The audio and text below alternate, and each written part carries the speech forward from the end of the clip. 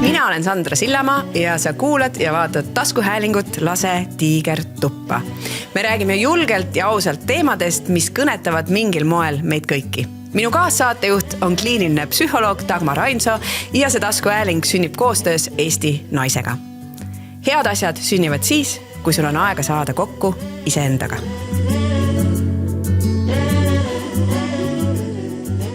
Tere! Oleme jälle uue saatega tagasi ja täna hakkame küsima abi, ehk siis teemaks on julgus küsida abi. Minu kõrval on Dagmar. Tere taas. Ja meil on külaline Mihkel Raud. Tervist, tere Sandra, tere Dagmar. Väga tore olla teiega koos siin. Väga tore, et me saime klappima, ma olen siin pikalt siia kutsunud ja oodanud. Ja ma siin alati tutvustan inimesi läbi selle, kuidas mina neid tunnen ja mõtlesin, et millal mul sinuga esimene kokkupuude oli? No, mul on see väga hästi meeles.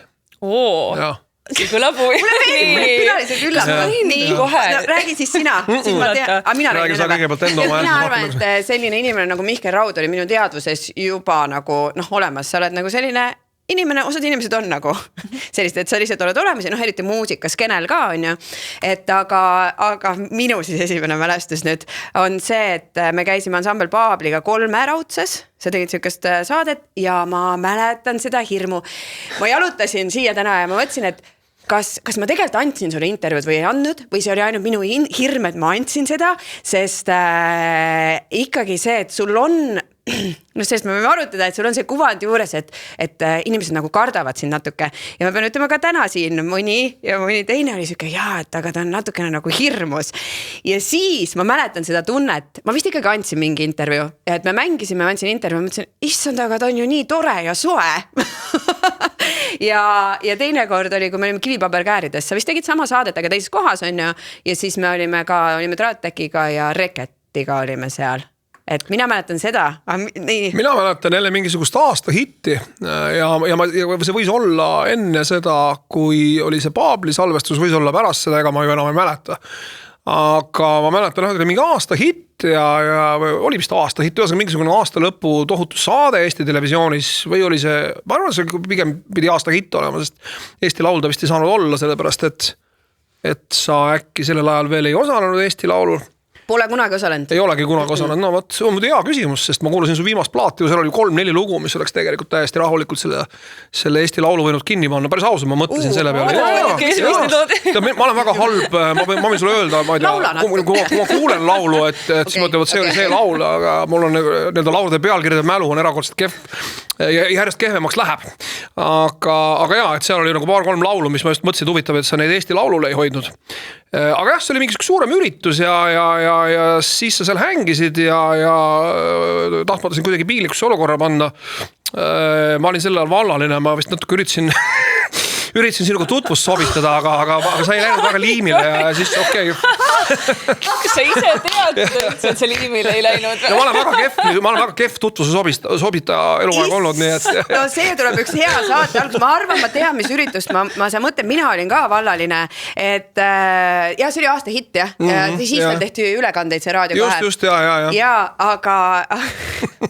Nii arvad. Mina üritasin ka korra Mihkliga tutvust sobitada, aga see oli...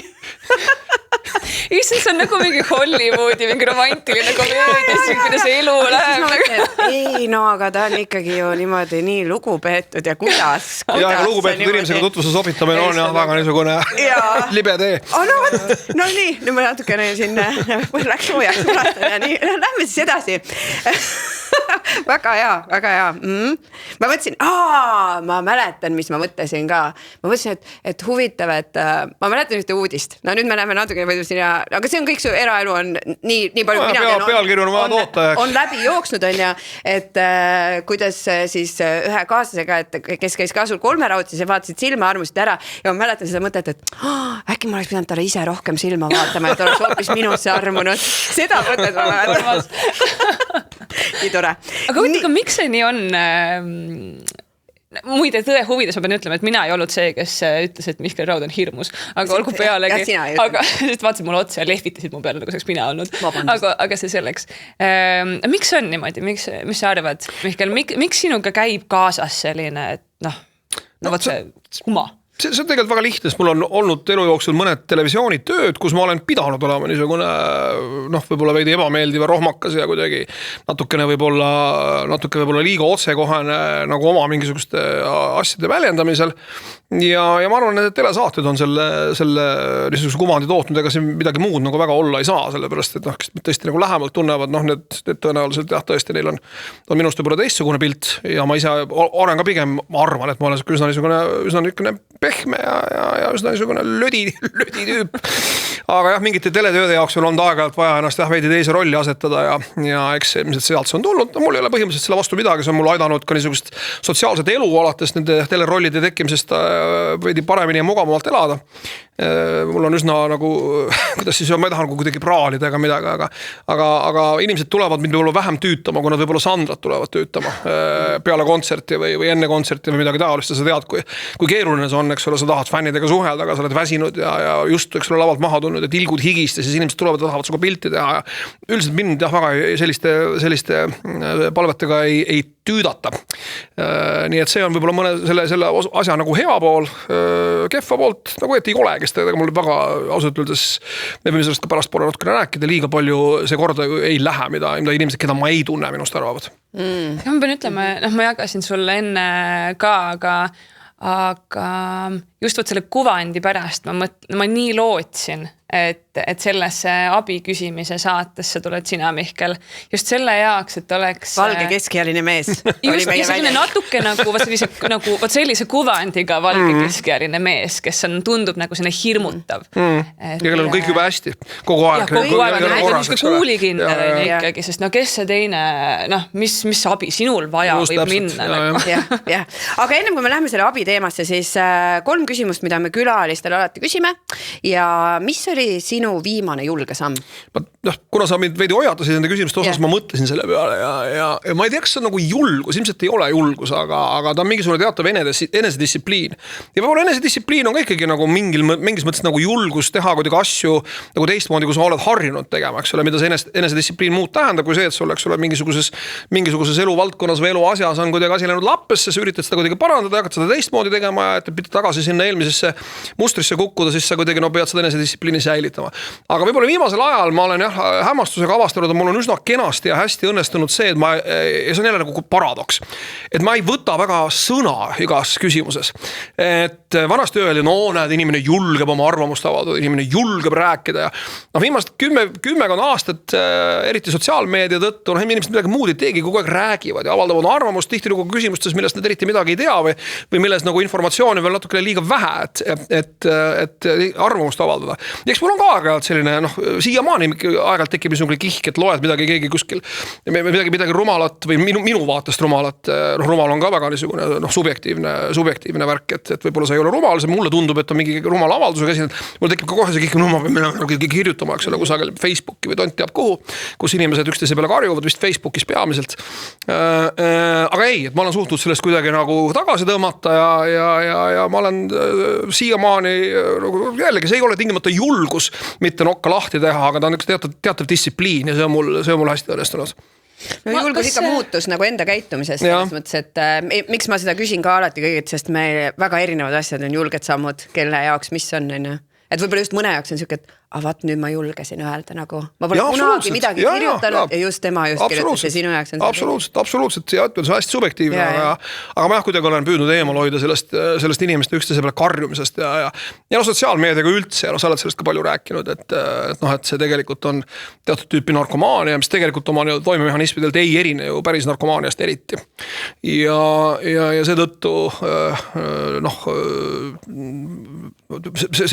selle narkomaania ohvrina elada on ka keeruline, ma pean silmas siis seda diginarkomaaniat ja sealt eemale tõmbumine on raske, aga mul on ka see väga hästi õnnestunud, et mul on mingisugused kontod nagu olemas, inimesed aeg-ajalt suhtlevad läbi nende platvormide, kus oli ole seal kontot, sest nad ei saa läbi selle konto sinuga suhelda, kes vestleb läbi Instagrami, kes kasutab seda Facebooki ja Messengeri mingil põhjusel ja need kontod on mul olemas, aga ma kuidagi ei käi seal või ma absoluutselt ei jälgi, mis seal toimub ja on väga, väga mõnus on olla ja ma kuidagi ei tunne, et ma olen kuidagi ratta pealt maas või et ma ei teaks, mis maailmas juhtub, tean küll. Minu ainukene jah, niisugune digitaalne sõltuvus on YouTube, seda ma pean küll möönma, et kui ma selle lahti teen, siis ja mingid teatavad asjad ja see algoritm väga hästi tunneb ära ka, eks ole, mida sa oled vaadanud, hakkab sulle siis vastavalt seda sisu nagu ette pritsima ja mis puudutab rahvusvahelisi, ma ei tea, rahvusvahelist poliitikat või mingid välissuhted või mida iganes ja ka muusikat, et need on kaks asja, mida ma nagu hästi YouTube'is jälgin ja kui ma sinna nii-öelda jänese auku kuidagi nagu kukun, siis sealt on väga raske välja tulla. Sa tahtsid midagi küsida? Ma hakkasin, ma ei mõtlema selle peale, et ma küll ei tea, kas sa mõtlesid, et julgust mitte nii-öelda reageerida või kaasa pritsida mingite laiemate teemade kohta või nende ümber või sinu kohta käivad ei, see minu koht, seda ma ei ole kunagi teinud, et ma kuskil käin nagu vaidlemas mingite ahvidega, eks ole. See ei ole lihtsalt väärt seda aega. Aga mingid üldisemad teemad, mingid ühiskondlikud asjad ja mingisugused probleemid, mis kuidagi on hetkel olulised ja inimesed kõik avaldavad arvamust ja see kõik on väga põnev, nad karjuvad üksteise peale. Ja see on omamoodi nagu ühest küljest nagu meelelahutuslik ja ma saan väga hästi aru, kuidas see nagu kaasa tõmbab, ja teist küljest on see omamoodi kurb ikkagi, kui sa ka näed nagu kõrvalt ja nagu isegi tänaval kohtud võib-olla mõne täpselt keskealise valge mehega, nagu ma ise olen, kes on viimased 10 aastat lihtsalt istunud kogu Facebookis ja karjunud teiste peale. Ja kus sa näed, et tegelikult nagu sealt digimaailmast välja tulles see kurbus või see õnnetus, millest ta vältimatult on, kui sa oled 10 aastat järjest ainult istunud Facebookis teiste peale karjudes, et inimene ei ole kuidagi õnnelik, et see tegelikult tuleb nagu päris ellu, sellesse mitte digitaalsesse ellu ju kaasa ja tihti kui see digitaalne elu võtabki üle su päris isiksuse ja seda on olnud nagu kurb ja omamoodi nagu ehmatab vaadata. Ma ei taha olla selline nagu need mehed ja lihtsalt ma hoian sellest kõigest eemale. Aga jätku küsimusi, et kui sa tahad oma arvamust avaldada, kus sa seda teed? Ma ei tea, ma ütlen kodus naisele või midagi. Naine saab selle. Ei, aeg-ajalt muidugi saab vältimatult, aga jällegi vihastan ka järjest vähem ja see on see ilmselt niisugune ealine iseärasus, et mida vanemaks sa jääd, seda rahulikumalt sa kõike võtad. Muidugi oled mures nagu kõik ülejäänud inimesed, aga võib-olla veidi vähem mures kui mõned teised. Aga see mõte, mille kohta sa enne küsisid, oli see, et see mitte reageerimine, ma kujutan ette, et eriti kui on sinu kohta. Näiteks üks pealkiri oli ka äkki meie selle sama taskuhäälingu raames, et tuleb mingi pealkiri või keegi arvab midagi ja see, ma kujutan ette, kui palju julgust võib tegelikult ka see nõuda, et aga ma ei reageeri, sest ju tahaks ennast kaitsta. Ma kujutan ette, kuidas tekib see, et raisk, ma ei ole ju selline või kuidas sa ütled, või tahaks nagu ennast kohe kaitsma hakata ja näidata kõigile, et see pole tõsi ja mina nii ei arva ja tegelikult see on mingi kontekstist välja rebitud. Mina olen elanud julgelt 20 aastat selle kuulsa või veidi vähem kuulsa, minu jaoks väga olulise, ilmselt me jõuame siis järjepanu kohe sinu järgmise küsimuse või ülejärgmise küsimuse juurde, mis on niisugune juhtiv või kaitsev mõte on. Ja ütleme selles vallas, mida sa kirjeldasid, on minu niisugune peamine printsiip, mille järgi ma olen elanud, seda on väljendanud Mick Jagger väga-väga ammu. Ja see tsitaat oli umbes selline, et mul on täiesti ükskõik, mida minust kirjutatakse leheküljel number 119, nii kaua, kuni minu pilt on esikaanel. Ja see on minu meelest täiesti niisugune kuldne reegel. Mul on täiesti ükskõik, täpselt nii kaua, kui pilt on kusagil Delfis või kusagil 3. või 4. kohas. See, mida nad kirjutavad, on täiesti ebaolulist, keegi ei loe. Ja kui loebki, siis ta lihtsalt nagu, ma saan aru, et me praegu siin niimoodi Delfi kruusidega end soojendada püüdes võib-olla see kõlab nagu kohatult see jutt, aga nii ta on, et inimesed vaatavad põhiliselt pilte.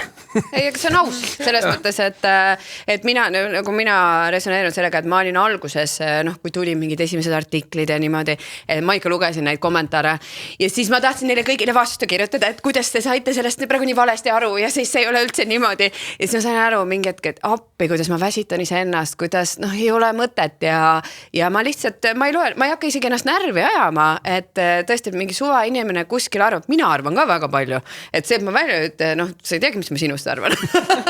Ei, sina on mu sõber, aga selles mõttes meil ongi palju arvamusi ja küsimus jälle, et kui palju ja millal sa lased ennast mõjutada, et nii palju me oleme selles siin rääkinud, et mis inforuumis endale valid.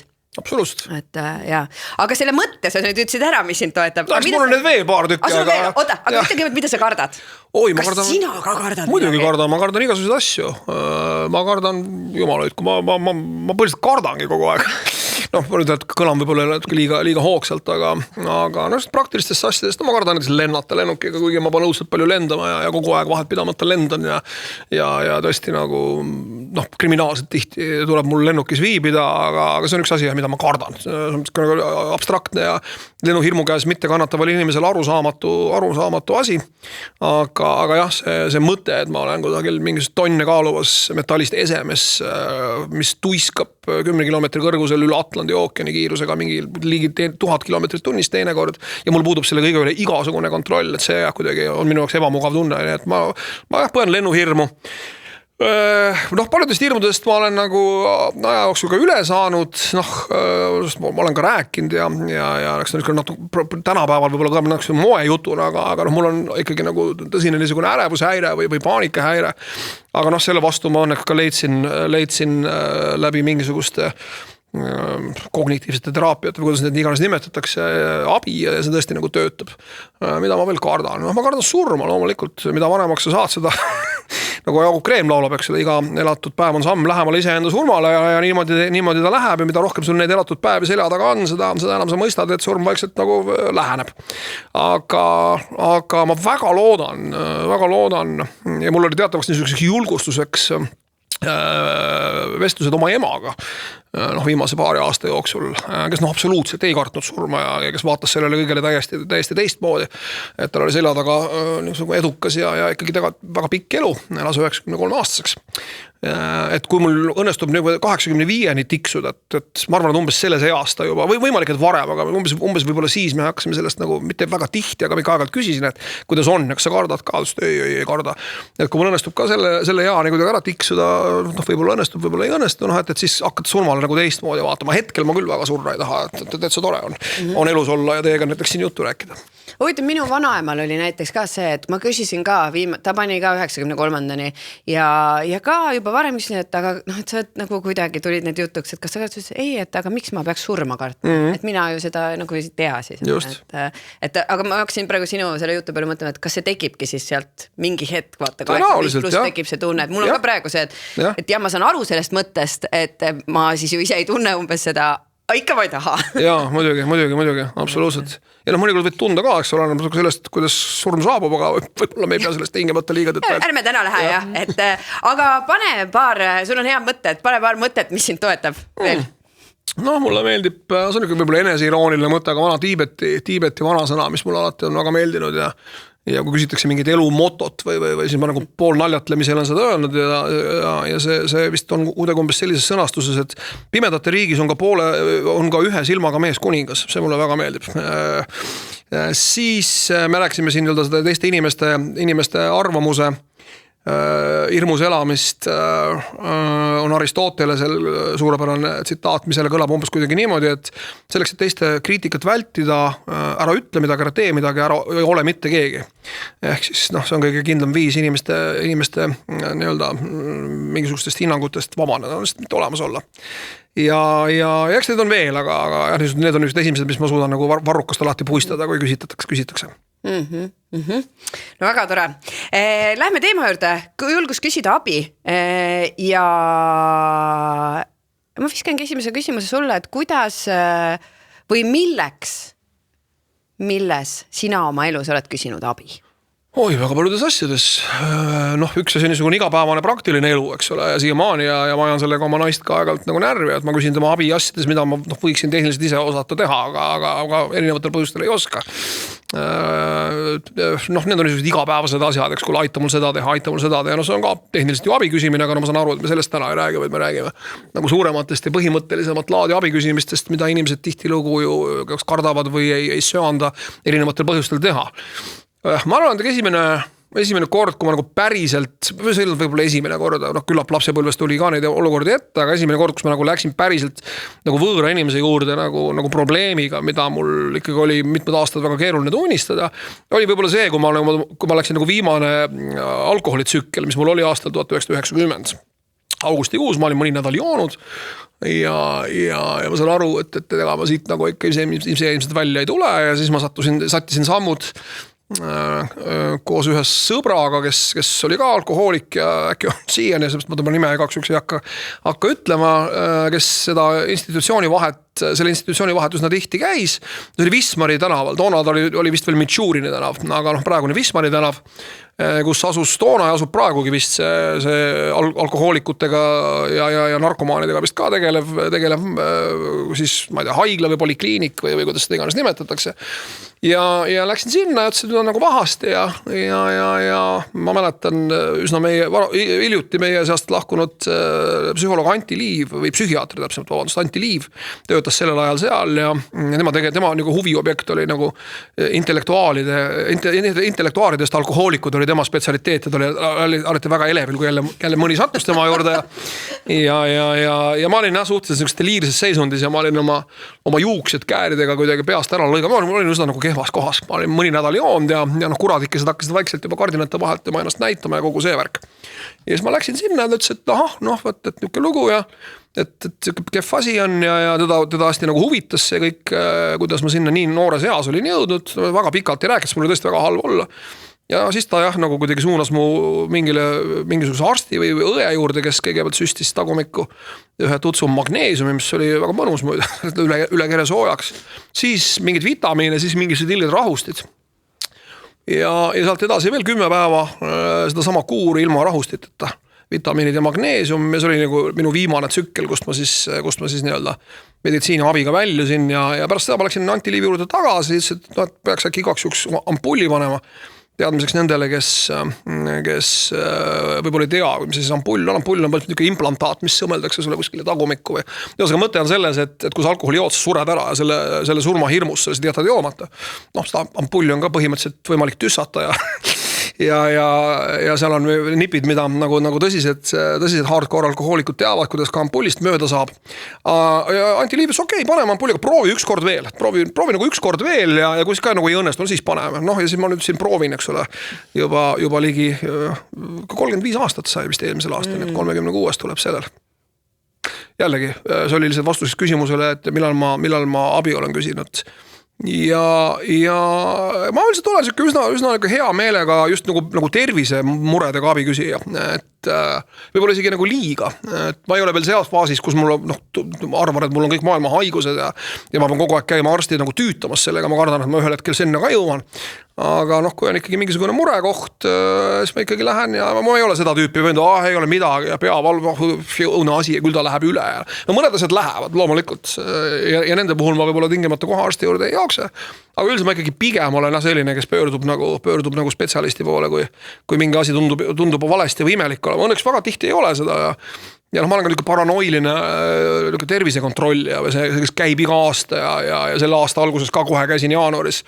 Ootasin ära esimese töönädal, oli kõmm kohe nagu vereanalüüs ja et ma nagu ikkagi nagu väga jälgin seda värki. Küllap see on kuidagi seotud selle surmahirmuga ka otsapidi, mille muuga. Ja need on niisugused meditsiinilised asjad, kus ma alati teiste inimeste nagu abi palun ja ilmselt see ongi see võib-olla see abi küsimise nagu, ma ei tea, ala, millest me tõenäoliselt täna räägime, eks ole, me ju ei räägi sellest, et kuule aitab mul, ma ei tea. Puitasida. Jah, täpselt. Ei, see võib olla ka mõnele raske öelda, et nagu me oleme siin rääkinud siin iseseisvad naised, et me saame ise hakkama, küsimus, kas peab saama igas asjas ise hakkama, aga nagu saad, vahetan need rehvid ära ja teen kõik asjad. Aga mul tekkis küsimus, et kas see, kui sa läksid seda, said aru, et võt siit ma ise välja ei tule, et kas selle abi küsimuse juures olid ka mingid hirmud või sa olid juba nii sassis sellel hetkel, sa nendele üldse ei mõtelnud? Ikka mingid hirmud olid, aga need ei olnud võib-olla need hirmud, mida tavaliselt abi küsimisel tuntakse, et oi, kuidas ma nüüd lähen ja möönan, eks ole, et ma olen selline, et ma olen kuidagi sükksesse kohta ja ma parem ei näita ja ma ei taha, et teised inimesed teavad, eks ole. Et see hirmud olid pigem see, et kuidas see ikka käib ja mis see süst minuga teeb ja kuidas siis ikka on nii ja mulle tehakse süst ja ma jään kohe magama ja äkki see on kuidagi ohtlik ja äkki nad ei tea, mida nad teevad. Seda tüüpi hirmud tõenäoliselt olid, aga jah, mida nagu kord edasi mida nii-öelda süsti kord edasi seda rohkem seda aru, et nad tegelikult teavad väga hästi, mida nad teevad. Selle ajal oli see muidu tasuta, et tänapäeval vist maksab see raha, kui sa tahad nagu tsüklist välja tulla. Nende süstidega selle ajal oli jah. See on õige, peabki olema tasuline loomulikult. See oli 90. aastal.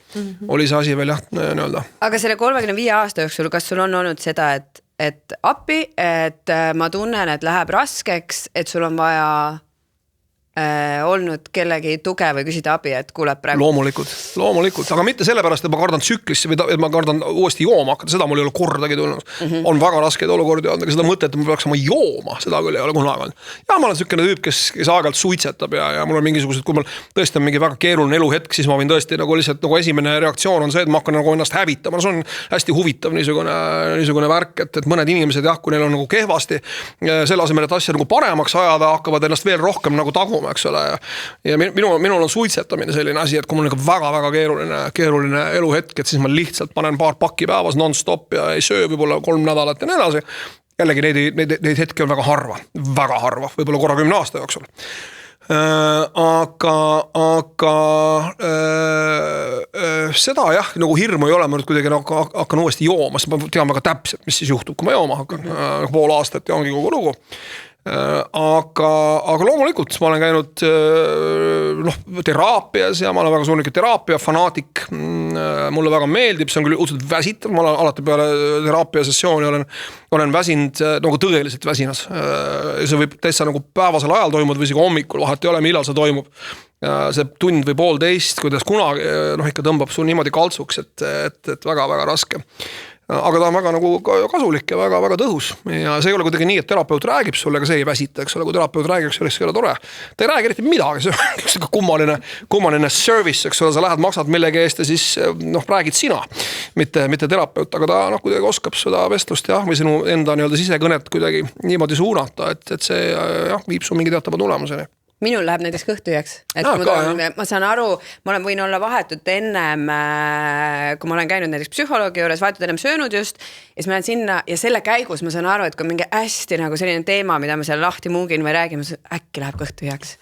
Täiesti, niimoodi, et see on väga huvitav. Aga kuidas sa jõudsid sinna? Ma tahtsin teraapiasse või? Ma tegelikult käisin esimest korda, hakkasin teraapias käima üldse Ameerikas ja mul oli üks keeruline eluperiood oli ja mul väga kellegagi rääkida ei olnud, eriti mul nagu ei olnud sõpra ega tuttavaid ka. Ja siis ma käisin teraapias Ameerikas elades ja see kuidagi nagu tõesti aitas selle keerulise olukorraga toime tulla ja sellest kuidagi nagu orienteeruda. Ta ei lahenda su tegelikke, eks ole, praktilisi, ma ei tea, probleeme, aga ta aitab nendest võib-olla kuidagi teistmoodi mõelda natukene ja see omakorda jälle võib-olla tõukab su lähemale nende praktiliste probleemide lahendamisele või nende likvideerimisele. Ja siis mul kuidagi nagu meeldis see ja siis Eestis nagu jälle nagu paikselt naastes ma mõtlesin, et nagu jätkaks seda, et see nagu, kuigi nagu probleemid, ühel või teisel kujul said nagu lahendatud ja nüüd on nii palju aega möödas ka, et ma nendega rohkem tegelema ei pea, aga kuidagi jah, nagu meeldis see niisugune praktika aeg-ajalt käia. Ja ma ikka siiamaani nagu, nüüd jälle ei ole käinud mõned kuud, et see kuidagi nagu sõltub ka sellest, et kas sul on mingisugune, ma ei tea, aktuaalne või nagu peale pressiv asi, mida sa pead lahendama, eks see tõukab suga rohkem nagu sessioonile. Et selliseid asju ei ole olnud, nagu viimasel ajal elu on niisugune suhteliselt dandy olnud, aga sa alati tead, et kui jälle mingi nagu jama on või mingi probleem, et siis see on üks nagu niisugusi abivahendeid, mis on nagu hästi kasutatav. Seda enam, et võrreldes Ameerikaga on teraapia Eestis ikkagi nagu naeruväärselt odav, et Ameerikas on see nagu kõik meditsiini ja teenused on lihtsalt business, eks ole, ja sa maksad ennast oimetuks, kui sa käid, aga Eestis on see kuidagi nagu mõistuslik. Võib-olla isegi nagu objektiivselt valdades võib-olla isegi nagu liiga odav, mitte et ma nüüd arvan, et kõik terapeudid peaksid selle jutu peale automaatselt oma hindu tõstma, aga ühesõnaga, et ta on ka kätte saadav siiski suuremal osale inimestel, ma tahaksin nii loota. Tead, minul just oli eile hommik ühe sõbra, kes ütles, et ta peaks minema, aga see on ikka nii kallis praegu ja et tal on 3 last ja kõik need lähevad nagu mujale, et ma ei saa lubada, see oli nagu nii kurb nagu kuulata lihtsalt, et ma ei saa lubada, et tegelikult nagu iseendaga, et mul oleks need baasasjad korras, et ma saaks tegeleda nende laste ja kõige muuga, on ja. Et see oleneb ikka jah. Eks ta oleneb muidugi sellest, milline ja loomulikult ja see ei ole üks kord, millega sa lahendad, sa pead käima 5-6 korda käid, et siis see on nagu kiropraktiku juures käimine, et esimese korraga hakkab veidi parem, aga päriselt probleem see ikkagi vajab veidi tihedamat käimist. Aga minul tekkis sulle küsimus Mihkli jutust, et miks, kui meil on raske, miks me pöördume nende, ma olen täpselt samasugune, et mitte küll suitsetamine, see jäi, no alkoholiga ka enam ei ole, aga nüüd on ikka muid lahendusi on ka ju, näiteks toit on ja suhkur, tõmbad ennast kohe nagu nii raske, stressirohke, veel see tootu, sa ei jaksa seal tiivani liigutada. Või siis muidugi scrollimine ja kõik on ja diginarkomaania, mis oli hea mõte. Et miks me sinna pöördume? Ja mõnikord me ju, näiteks ka, kas te näiteks trenni hakkate tegema või? Ma vastupidi jätan, kui mul hakkab see enesehävitusperiood, siis ühel hetkel hakkad, aga kõigepealt enne seda ikkagi täpselt õgid ennast toimetuks ja suitsetad endale kopsud auklikuks. Ja siis on see, nüüd ma pean sellega tegelema hakkama. Et hästi põhja ära käis, ikka mõnusalt kaugelt alustada. Sest et minul näiteks ka vahel tekib selline isu, et ma tahaks minna teised nagu tühjaks joosta ennast, et mul on nagu kopsud nagu ribadeks. Et ka mingi selline nagu, et see trenni või see füüsiliselt, et ma teen oma füüsiliselt elu hästi raskeks. Et siis see nagu aitab mingi emotsionaalse asjaga. See on absoluutselt tõsi ja ma olen ka seda teinud, aga ma ütlen täpselt nagu Sandrale, et enne seda sa pead ikka käima nagu tervislikus mõttes ka ära nagu täielikus põhjas. Sa pead ärkama hommikul 4 minutit mingit rohelist röga, eks ole, sinna kraanikaussi köhides ja kõht peab ületalt puhitama, kõik peab olema väga-väga tuksis. Aga see, et su küsimus oli see, et miks me seda teeme. See on nii igav vastus, aga eks me ju kasutame neid vahendeid, mida me oleme just kui õppinud, et see emotsiooni aitab kuidagi reguleerida. Et kas see on see, et see on olnud nikotiin või see suitsetamise tegevus, mis kuidagi seda emotsiooni maandab. Kas me oleme harjunud, et see on ekraani vaatamine, mis mind maandab. Kas me oleme harjunud, et see on, ma ei tea, ongi see jooksmine, mis mind maandab, on ju, või midagi muud veel, on ju, või see suhkur, et see tekitab mingi hea tunde, kui ma söön seda šokolaadi, et me ikkagi, just kui tahame ennast aidata, siis me haarame selle kõige lihtsama kättesaadavama asja, mida meie aju kohe nagu varasemast kogemusest pakub, et aga kuule, see on ju hea asi, mis aitab. Seda enam asjad ju aitavad dopamiinil kuidagi nagu plahvatada hetkeks, mõistmata, et see dopamiini crash, eks ole, kui dopamiin tõuseb, siis ta laskub selle võrra kohe nagu palju veel sügavamale, et tagasi nagu sellele baastasemele saada, see on jälle tegemine ja nikerdamine.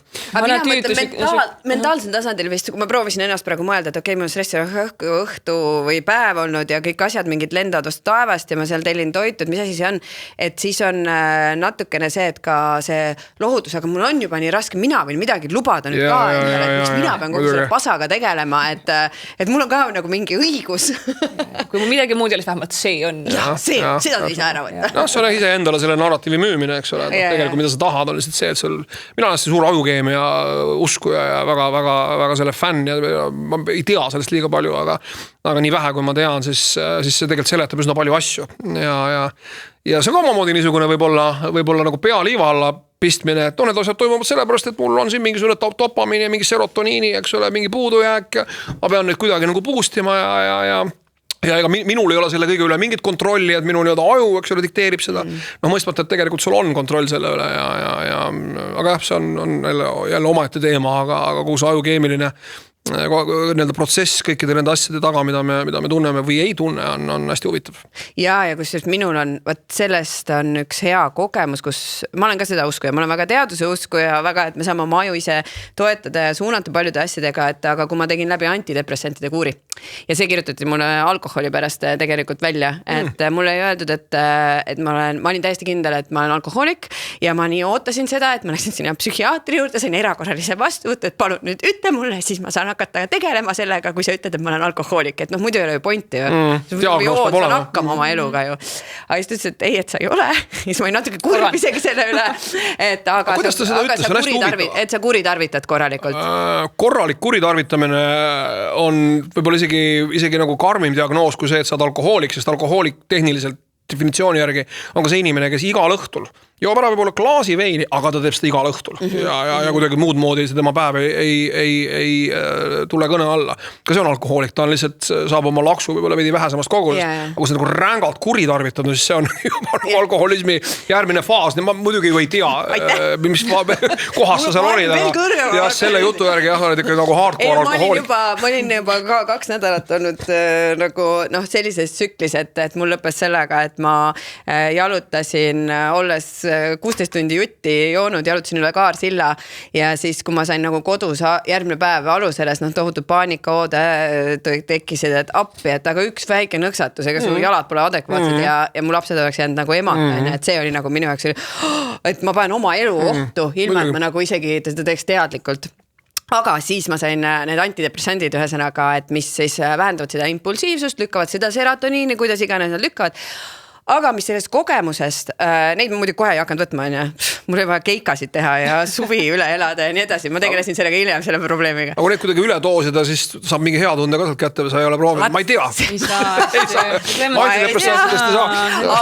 Aga ühesõnaga ma tegin selle kuuri läbi ja ma sain aru, kui palju erinevalt võib tunda, kui su see ajukeemia tasakaal on teine mingit moodi. Võt see on nagu see, et ma lõpetasin ära ja ma sain ja sealt sain aru kuu ajaga, et appi, kuidas näiteks mingid asjad hakkasid mind ärritama, mis mind sellel perioodil üldse ei ärritanud ja sellest nagu mõjust ja kuidas ma saan nüüd teadlikult nüüd seda nagu ise suunata ja mõelda selle, et kas on tegelikult adekvaatne, kas tegelikult ma tahan praegu ärrituda selle olukorra, tegelikult see on ebaoluline ja nii edasi, et lihtsalt, et näha seda, et me ennem ka võib-olla mina olen seda meelt ka, et ma ennem ei usu, kui ma pole ise läbi proovinud, on ju.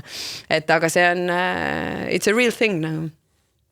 Aga sa jutust jääb mulje, et sina oled näiteks psühholoogi juures käinud sellise nagu maintenance'i jaoks ja samal ajal sa mainisid ka ärevushäireid ja paanikahoogusid.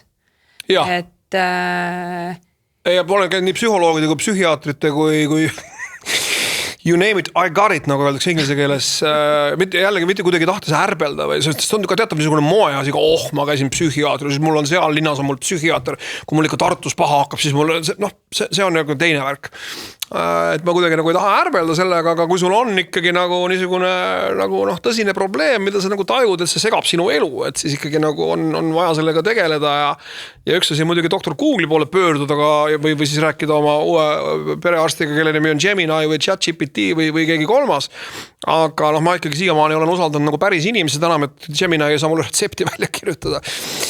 Mis on jälle omaette teema, eks ole, kõik need retseptiravimid ja kõik need antidepressandid ja nii edasi, aga jah, minu nagu jällegi see võib-olla ei puutu nagu otseselt teemasse, aga minu usk on see, et kui mingi asi on saadaval ilma retseptita, siis ta kindlasti ei tööta,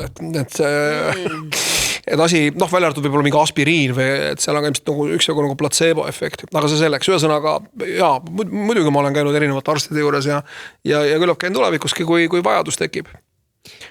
Jääb mulje, et sinu jaoks abi küsimine ei ole raske. Ei, absoluutselt mitte. Ma olen pigem võib-olla jällegi, kuidagi, ma ei oska nagu öelda. Minu jaoks ei ole väga paljud asjad rasked. Minu jaoks on vabanduse palumine ei ole väga raske. Vastupidi, mulle õudselt meeldib vabandust paluda. Isegi asjade eest, mille ma võib-olla ei ole tingimata süüdi. See on mingisugune tagurpidi, omamoodi masohhism. Ma ei oska öelda, ma kuidagi tunnen rõõmu sellest, kui ma olen siuke jopski, kes ise endaga hakkama ei saa ja või ma olen midagi halvasti teenust, ma möönan seda ja ma olen teadlik inimene ja nii edasi. Et ei, abi küsimine ei ole minu jaoks üldse raske. See on pigem üsna lihtne. Mul ei ole seda tunnet, et kui ma jalutan kusagilt sensuse uksest või kusagilt psühhiaatria kliiniku uksest välja, äkki keegi näeb mind, et hirmus lugu, eks ole. Seda tunnet mul ei ole ka. Ja veel kord, et see, mida teised inimesed just arvavad, on lõpuks täiesti nagu asjasse puutumatu. Et oluline on see, kuidas sa oma elu elad ja kui õnnelik sa seda elu elades oled. Ei, abi küsimine on jah, minu jaoks erakordselt lihtne. Aga miks inimestel on? Mina jõudsin enne. Kuidas minuga on? Tead, ma olen ka jõudnud siia, kus mingites asjades ei ole üldse keeruline ka see oma vaimse tervisega tegelemine või mingite teemade lahkamine, lahendamine, aga mul on see igapäeva asjades, ma olen ikkagi see, et ma pean nagu ise hakkama saama. See on ise ma jope selga, tule selle toppima mulle selga. Kui mõni mees hakkab mulle jopet selga, et mis sa teed? Mis sa tahab praegu? Miks? Et nagu selline süke igapäeva mikromanageerimine on see, et ma pigem isegi üle funktsioneerin mingites asjades, et asju ka, mida ma ei peaks võib-olla, mis ei ole minu vastutusala, aga mul on lihtsalt, ma teen ära ja siis on nagu tehtud, on ju, et selles osas jah, mulle ikkagi tundub ju see, et mina teen neid asju kõige paremini ja kõige efektiivsemalt, on ju. Et ma olen seda õppinud ka siin aastate jooksul nii bändiga, et oleme võtnud assistendi, aga siis on jälle see usalduse küsimus, kellele sa annad asjad üle ja ükskord, noh, kui sa tahadki, ütleme nagu ettevõtte või bändina kasvada suuremaks, siis sa pead usaldama teisi inimesi, jõua lihtsalt ära teha asju, on ju. Et aga pigem jah, sellised väiksed asjad, jah. Nii et noh, ma jälle tulen omande provokatiivsete küsimustega, nagu ma aega meeldib seda. Aga 10 aastat tagasi ma mäletan, et ei, mitte isegi 10, vähemalt laps on 7. Me olime Austraalias reisil ja siis Jalmar, minu eks-abikaasa, läks raamatupoodi ja tuli sealt välja mingi enesearengu raamatuga ja mul oli see nagu, et ja siis ma mäletan, ma ütlesin talle, et kuule, et sa oled mees esiteks, on ju. Super. Sa saad ise oma eluga hakkama, sul ei ole vaja mingit raamatut ja noh, aastad hiljem ise õppisin selle raamatu autori instituudis aga see nagu suhtumine kindlasti oli see, et ma saan ju ise hakkama, ma ju ise tean, mis mu elus toimub ja mu peas toimub ja nii edasi, on ju. Et kuigi küll mingites olukorras läbi elu ma olin käinud niimoodi üks kord psühholoogi juures ja pigem see, et noh, näita, mis teed siis, teed mind korda või?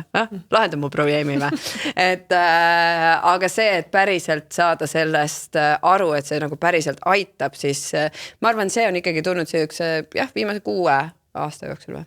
Ei ole seda, et noh, tsensuse uksest sisse minna, et kuidas ma lähen, vaadaks, et Sandra Sillamaa, et noh, ise on siuke kõva mingi power woman nagu lööb jalaga uksi lahti, siis läheb mingi aga see on äkki natuke muutunud ka, et võib-olla nagu pigem vastupidi, kui sa ei lähe sensusuksest sisse, siis sul on midagi nagu, sa oled nagu ebatavane või see ei ole nagu normaalne, mis pagana muusik sa oled, kui sa seal ei käi või sa pead ju seal käima. Siis sa ei ole see piilev muusik. Täpselt ja täpselt, kui vaatad neid Eurovisiooni lauluvõistluse neid saate, mulle väga meeldivad need show'd ja see on hästi huvitav, kuidas vähemalt eesti keeles, eks ole, juhatatakse sisse neid erinevaid lauljaid ja no seal on absoluutselt iga ühe puhul alati tuuakse välja, milline nagu vaimu nagu probleem tal on, mitte puue, aga kas tal on depressioon või kas tal on suitsidiaalne või kas ta on narkomaan. See on viimastel aastatel läinud. Ja see on kuidagi nagu lahe, need on omamoodi ordenid või mingid niisugused armid, mida ma näitan, kurat, mul on ATH, et ma ei ole mingisugune, ma olen ikka klubi liige, et ma olen selles mõttes nagu õige kuju.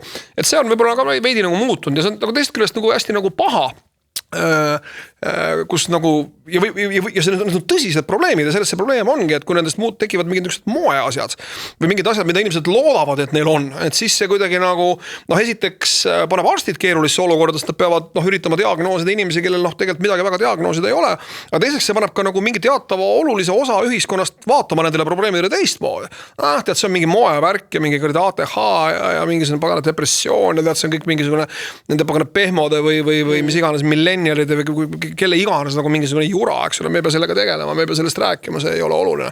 Et noh, see on see nagu karuteene, mida see niisugune vaimse tervise probleemide muutumine nagu moeasjadeks on teinud, mulle tundub. Aga küsimus mul oli kuidas sinul on abiküsimisega kõigepealt?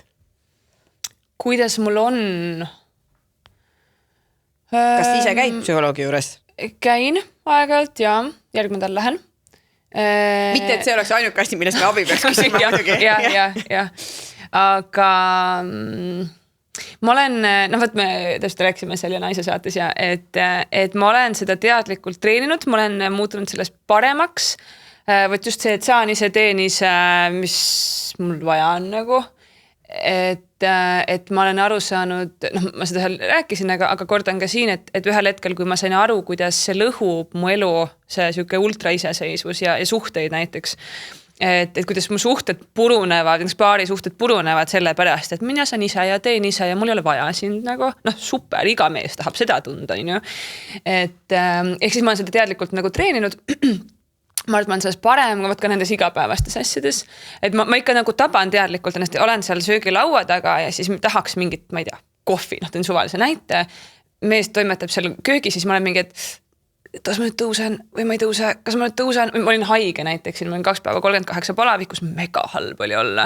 Ja siis tudised seal on ju ja siis nagu taluda ära seda, et see mees tuleb ja toob mulle mingisuguseid teed nii ebamugav ja ma reaalselt, ma olin seal, kumb on nagu hullem, kas minna niimoodi oma pearingluse ja külmavärinatega ise sinna kööki või taluda siin teki all seda, et ta toob mulle asju, nii ebamugav nagu aga näsnaga, et see on nagu asi, mis ma olen pidanud treenima, on ju. Aga sellega tänasele saatele mõeldes mul tuli meelde üks hetk ja ma seda suva, et ma jagan nagu et abi küsimisest minu jaoks vist üks nagu selliseid ma ei tea, märgilisemaid või ta on mul kuidagi meelde jäänud on ju see hetk. Ja see oli mõned kuud tagasi. Mul oli üks hästi raske hetk või raske päev. Ja ma olin roolis, ma pidin minema poodi ja pisarad täiega voolavad, nii raske on ju. Ja siis ma olin seal Haabersti Rimmi parklas, täiesti lõpp, et nagu see emotsioon läheb nii intensiivseks ja ma olingi täiesti lukus siin autos, on ju. Ja ma tean ennast, et kui on vaja, siis nagu küll ma ennast sealt üles korjan, et kui on vaja, ma teen paar nippi ja niimoodi ja ma astun sealt uksest välja ja küll ma hakkama saan, on ju. Ja siis ma olin seal, mingi nutan täiega seal autos ja siis ma mõtlesin, et ei, aga see on see koht, kus ma saan harjutada. Ja siis ma võtsin oma telefoni ja oligi helistasin elukaaslasele niimoodi täiesti nagu nuttes. Ja see on, et kuule, et mul on praegu su abi vaja, et ma ei saa siit autost välja lihtsalt. Ja võt see nagu, ma ütleks, et abi küsimise mõttes minu jaoks, et esiteks näidata kellelegi, et ma ei olegi kuulikindel, sest ma ju olen tegelikult olen nagu. Ma teate, ma tegelikult olen. Et nagu nii sellises hapras olukorras üldse ennast näidata, ka mul võitis aastaid aega, et ma oleks üldse suudaks teist inimeste ees nutta. Et teha seda ja siis öeldagi võt seda lauset, et kuule, mul on praegu abi vaja sellega, et mul on mingi emotsionaalselt raske nagu.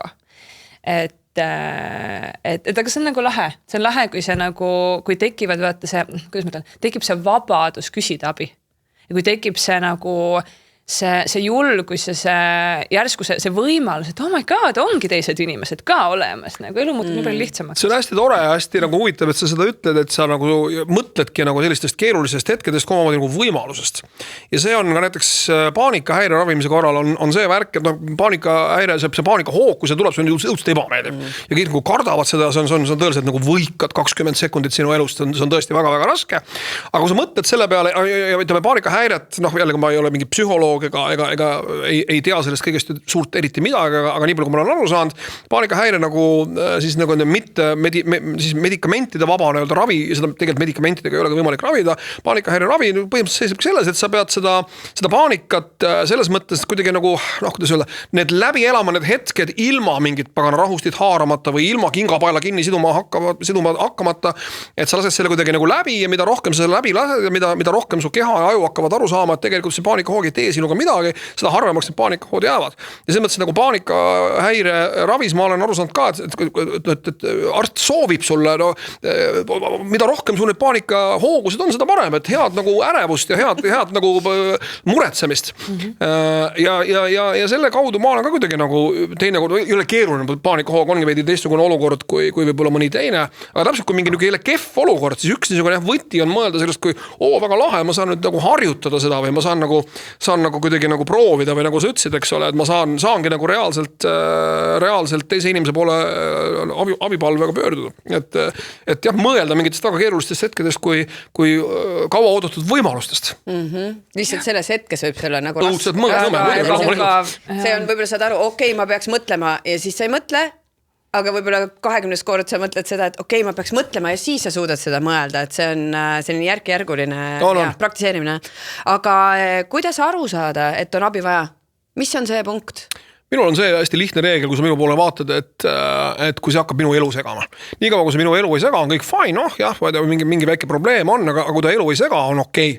Aga kui ta hakkab elu segama, ma ei tea, ma ei lähe lennukisse näiteks, aga mul on vaja lennata või ma ei lähe lavale, sest et äkki mul tuleb paanikahoog. Et nii kui tekivad sellised hetked, ja need on ainult 2 juhuslikku näidet, eks neid valdkondi on teisi, et nii kui see hetk tekib, et mu elu hakkab sellest olema häiritud, paarisuhe, mis iganes, see ei ole avalik elu, et nii ma lähen nagu siin abi. minul vist oli nii, et ma saan aru, et okei, hakkab mingi pusa tekkima, et nüüd on vaja midagi lahendada, olgu see nagu ise või küsida abi, on see, et kui mul oli kass, nüüd mu kass elab ema juures, aga kui ma sain kassi peale pahaseks, saad aru, et et kurat, ta tahab siin hommikul süüa nagu, mis mõttes sa tuleb praegu õõrutsin vastu jalgu, siis saad aru, et su stressilevel on kuskil, et mingi asi ei tööta praegu elus, mingid asjad on nagu nii, et kuskilt on vaja mingit lahendust otsida, et see on nagu siuke üks huvitav asi. Minu jaoks on see vist see hetk, kui ma saan aru, et mul on ebamugav juba pikka aega ja nagu, et ma mingi aja ma ikkagi, et okei, mul on ebamugav, aga ma arvan, et mul on päris hea skills, et selle jaoks, võiks eesti keeles rääkida. Tööriistakast, super. Aga et ma proovin ise ja ma siis alguses nagu harutan ise ja siis päris sageli asjad kuidagi lahenevad ja lähevad ka, aga kui ta ei lähe ja ei lahene ja ikka on ebamugav ja ikka see segab ja ikka ta tiksub mu peas ja ta ei lahene ja siis on, et okei, kuule, et võib-olla ma olen oma peas ka natuke kinni, mida me kõik aeg-ajalt oleme, et siis. Aga mida kardetakse kõige rohkem? No me ootasime ikkagi, et Mihkel on selline hea näide keskealist valgest mehest, kes kardab nagu abi küsida, on ja nüüd tuli teistmoodi, mis on väga tore näide, et mitte ainult keskealist valged mehed, aga üleüldse, mis need suurimad hirmud seal taga on? Et kui ma nüüd lähen küsin abi? Ma hakkasin mõtlema selle peale, et jah, et mis tuleb välja, et oleks pidanud siia saatesse hoopis Mihkel Raua asemel panema mingi sellise meiealise naise, tundub, et meil on palju raskem. Ei, probleeme on teil tõenäoliselt muidugi, ma ei taha öelda, kas rohkem, aga need on sotsiaalsetest ja muudest põhjustest tulenevalt, evolutsioonist põhjustest tulenevalt tõenäoliselt nagu keerulisemad, millega hakkama saada. Mehed ilmselt ei suudaks naiste probleemidega eladeski hakkama saada. Aga ma võtan sult nagu jutu järge jõuga üle, et ma seda kindlasti nagu ei taha teha, aga ma arvan, et põhiline probleem ongi see, nagu sa taha nagu endale tunnistada. Tuhkan, et ülejäänud inimesed nad vaatavad, et ma olen hullik nii edasi, aga sa ilmselt ei taha endale nagu möönda, et tegelikult nagu sa ei saa hakkama ja sul on tegelikult kellegi teise abi vaja. Endas pettumine? Võib-olla või? Jah, et ma ei olegi nagu nii lahe ja nii kõva mees, kui ma olen eelmised 30-40 eluaastat arvanud, et ma olen, et sellest kuidagi arusaamine ilmselt on paljud inimeste jaoks nagu problemaatiline. Ja see julgust tunnistada, näiteks siis, kui mina ka jagasin, et pole siin, minul on vähe, et pole aasta joonud või nüüd juba on pikemalt 1,5 aastat, tead, kui paljud naised kirjutasid, et neil tegelikult on probleem, aga kuidas sa naisena ütled, eriti kui sul on nagu väiksed lapsed veel, et mul tegelikult on probleem alkoholiga ja et tahaks abi ja et see on nii kuidagi nagu häbiväärne, et sa nüüd lähed ja et sina või noor ema, kuidas sulle peaks üks probleem olema? Sa peaks nautima praegu seda, sul on lapsed väiksed, mine mängi, ole tee, on ja et ka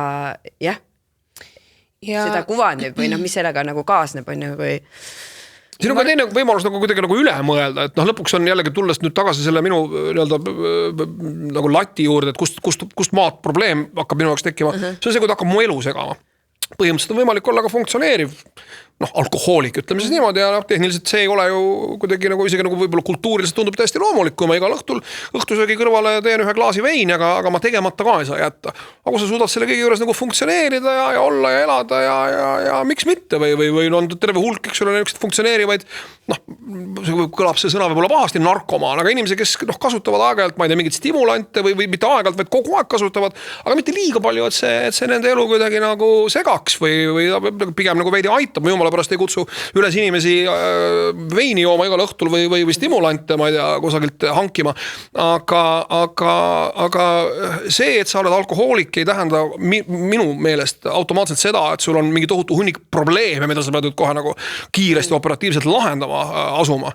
Et sa võid olla ka täiesti lõbus ja rahulik alkohoolik ja väga paljud inimesed on mõistmata, et nad tegelikult on alkohoolikud, täpselt need samad ühe klaasi veini või sealt edasi juba varsti ühe pudeli veini igal õhtul tüüpi inimesed, aga kui see kõik laseb neil kuidagi nagu funktsioneerida ja maksatulemused on ka iga vereanalüüsi, aastase vereanalüüsi järgi okeid, mis seal siis ikka, et on võimalik ka ju niimoodi elada, lõpuks söömine täpselt sama asi, millest me rääkisime, eks ole, tehniliselt on kõik need asjad, mida me sööme, kui neid nagu ebamõistlikes kogustes tarvitada, nad on meile kahjulikud ja ohtlikud. Aga me ikka sööme, me peame sööma ja okei, või alkoholi ja ma ei tea, mingid uimasteid või stimulante me ei pea kasutama, aga ütleme, nüüd ma ei tea, miks ma sellest rääkima hakkasin, sellepärast inimesed nagu kirjutavad sulle, et ma olen hädas, me tegelikult ju ei tea, kui suured need probleemid neil nagu tegelikult on. Aga kui inimene saab aru, jah, et mul on see on ja sest aga, kuule, ma näen enda meie valdkonnas meelelahutusäris, näed ju tegelikult väga paljudel on, ei saa öelda, et alkoholiga probleem, aga tegelikult kui hakata seda võib-olla kuidagi nagu lahkama, aga kui sulle toimib ja sa tunned, et see ei sega sinu elu, et siis aga ta võib hakata väga kiiresti segama, selles on see probleem. Ja küsimusega, mis kvaliteediga elu sa tahad elada. Järgmine väga hea küsimus, täpselt. Et see, et ma ütlen, et mina sain ka oma eluga hakkama, aga jällegi see ärevus, mulle ei meeldi see, mul hakkas sellised emotsionaalsed pohmakad, see on veel hullem kui see füüsiline pohmakas.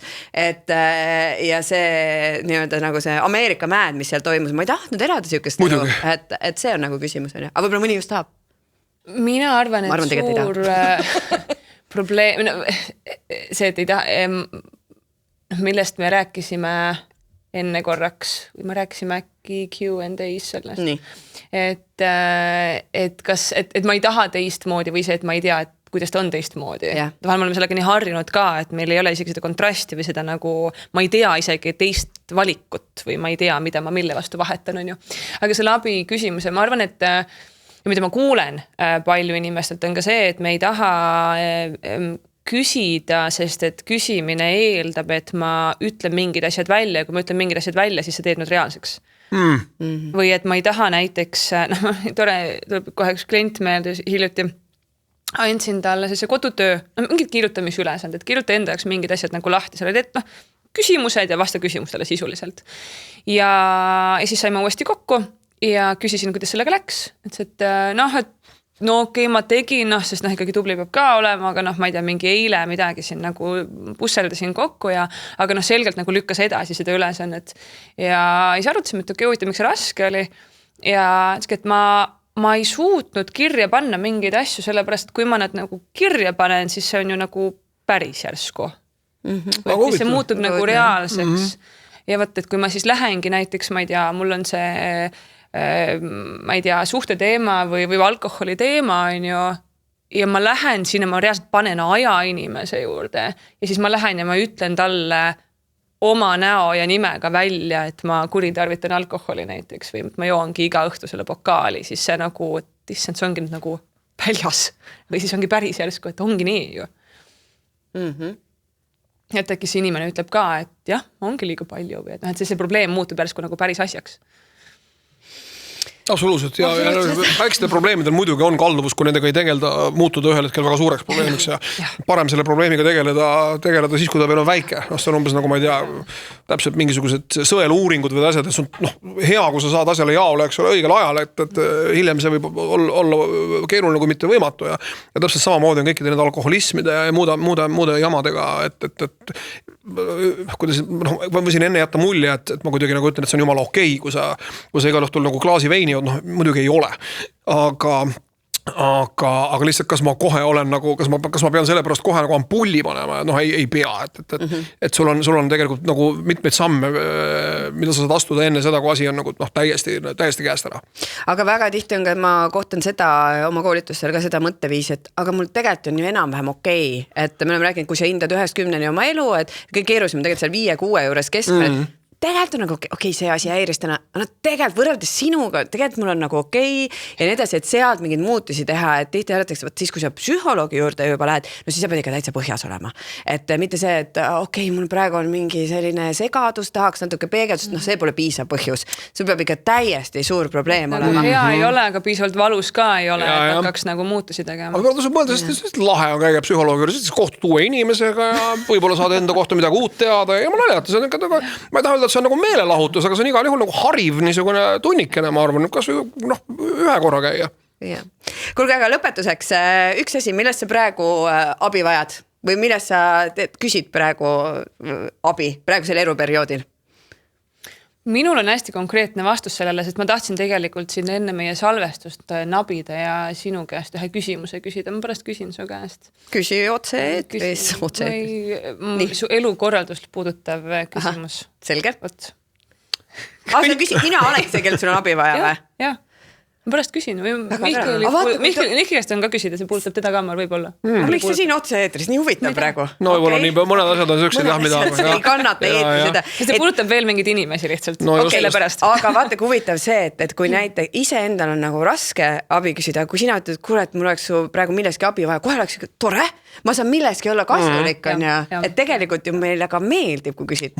Muidugi meeldib ja meile meeldib olla kasulik ja meile meeldib olla vajatud ja nõutud ja kuulatud ja armastatud ja nii edasi. Ja sul on räiged topelstandardid.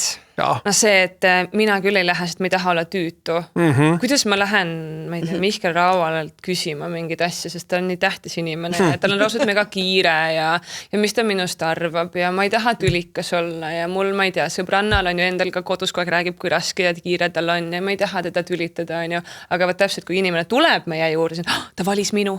Issand, kui tore, kuidagi nii tähtis tunne on kohe, et oh my god, ta usaldab mind ja ta valis minu, on ju. Et mulle meil, kuidas Simon Sinek ütleb, et kuidas te võtate oma lähedastelt inimestelt ära selle hea tunde ja selle õiguse tunda ennast nagu tähtsana. No sellega, et ei lähe abi küsima neilt, on ju. Absoluutselt, isegi juurde mingid triviaalsed küsimused, millele ta leiaks guugeldades kiiresti, eks ole, 2-3 minutiga vastuse. Ikka sa tahad seda kuulda nagu mingi päris inimese käest, kellel on mingi elukogemus ja kellel on mingi omavaade sellele kõigele, absoluutselt. See on hea point, keegi just tõi selle sõpradest välja, et nüüd et ei helistage enam emale, et küsida, et kuule, et kuidas seda asja tehakse, et sa saad panna sinna kuhugi otsingusse ja ongi hästi, aga ma olen väga teadlikult tegelen seega, ma ikka helistan emale. Kuule, kas ma võin teha seda hakkliha, mis on eilse kuupäevaga? Jaa, absoluutselt, väga hea küsimus. Et see on mingi selline nagu, kus ma tahan tema arvamust, et jah, ma leiaks selle, aga nagu, et kuhu jääb siis lõpuks see nagu inimlik nagu kontakt. See on hea küsimus, ma pean Gemini käest küsima, kas on võimalik eilse kuupäeva kakklihast midagi söödavat teha. Mul on täpselt samas küsimus, absoluutselt igapäevased. Aga mis on see üks asi, millest sina praegu kas abi saad või sa tunned, et sul oleks vaja küsida? Hetkel on nagu jällegi ma nagu ei taha ära sõnuda valju häälega midagi öelda, siis ma muudan selle kohe reaalseks, see on jumala õige.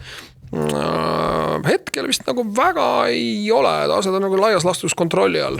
Jällegi niisugused igapäevased asjad täpselt see sama. Ja mul just oli mõned päevad tagasi täpselt eilse kuupäevaga, mitte küll hakkliha, aga kana küsimus. Ja mul oli täpselt sama küsimus, kas ma tohin seda süüa või ma suren ära või mis sellest juhtub. Mul oli veel lollim küsimus muide.